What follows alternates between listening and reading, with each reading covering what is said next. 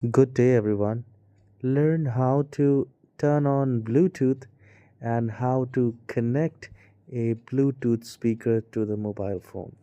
So, firstly, you need to scroll down from the top just to get this screen, and here you will find the Bluetooth. So, you don't need to press it, you just need to press and hold on the Bluetooth icon, and the moment you do that you will get a lot of options like paired device and then available device. So here from the available device, make sure your Bluetooth speaker or any Bluetooth device whichever you want to connect to your mobile phone should be turned on, and Bluetooth should be also active on that device.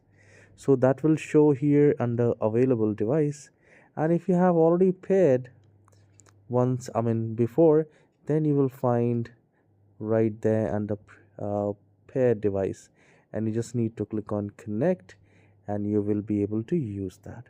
So this is how you can connect your Bluetooth speaker to your phone or any Bluetooth device on your Android phone. Have a wonderful day. Please don't forget to hit the like and subscribe.